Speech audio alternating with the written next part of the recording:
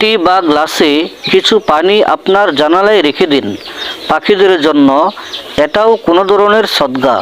এটিকে অভ্যাসে পরিণত করুন, আপনি পুরস্কৃত হবেন ইনশাআল্লাহ। একটি জায়নামাজ কিনে মসজিদে রেখে দিন।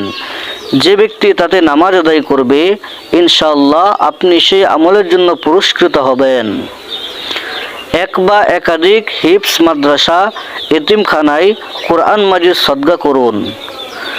আপনার রুমে একটি বক্স রাখুন এবং যখনই আপনি মনে করবেন যে আপনি কোনো অন্যায় করেছেন তখনই তাতে সাধ্যমতো টাকা পয়সা রাখুন।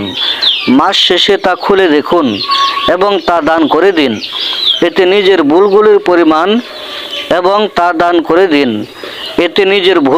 পরিমাণ বুঝতে পারবেন এবং অনুতপ্ত হয়ে নিজেকে সংশোধন জন্য একটা সুন্দর পন্থা বেছে নিতে পারবেন। আপনার পুরাতন অথবা ব্যবহার হচ্ছে না এমন পোশাক গরিবকে দান করুন।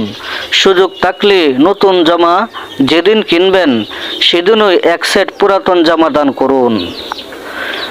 আপনার পান করা গ্লাসে পানি অবশিষ্ট থেকে থাকলে তা না ফেলে একটি ফুলদানির পাত্রে রেখে দিন, অপচয় করবেন না। বাড়িতে ঢোকার ও বের হওয়ার পর বা পথে দোয়া লিখে রাখুন একটি কাগজে। যে এই দোয়াগুলোতে দেখতে পেয়ে পাঠ করবে ইনশাআল্লাহ আপনি সেজন্য পুরস্কৃত হবেন। একইভাবে ঘরের এমন কোনো স্থানে দোয়া লিখে রাখতে পারেন যেটা সবার নজরে আসে। সামর্থ্য থাকলে মসজিদ, মাদ্রাসা, হাসপাতাল স্থাপনে সহায়তা করুন। গাছ লাগান, টিউবওয়েল বা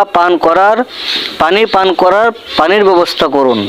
আপনার মৃত্যুর পরেও মসজিদ, মাদ্রাসা দিন শিক্ষা দিতে থাকবে, হাসপাতালে রোগী সেবা পেতে থাকবে, গাছ থেকে মানুষ অক্সিজেন এবং খাবার পাবে, পান করার পানি পান করতে পারবে আপনার ব্যবস্থা করে দেওয়া পানির উৎস থেকে।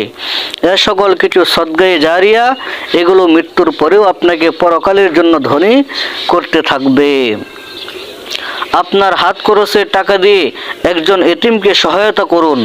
আপনার সাধ্যমতো মাসের কোনো একদিন নাস্তা না করে এতিম কোনো শিশুকে খাবার খাইয়ে দিন। কাউকে এক অক্ষর হলেও দিন শিক্ষা দিন। সেই ব্যক্তি যখন তার সন্তান সন্ততি, বন্ধু বান্ধব কিংবা তার সন্তানদের মাধ্যমে তার পরের প্রজন্ম এই দিন অর্জন করবে, সে সকল সওয়াব মৃত্যুর পরেও আপনার কবরে পৌঁছবে ইনশাআল্লাহ। অসুস্থ আত্মীয় কিংবা পরিচিতদের দিকে আসুন, একটু হাসুন, কথা বলুন, এটাও সদকা।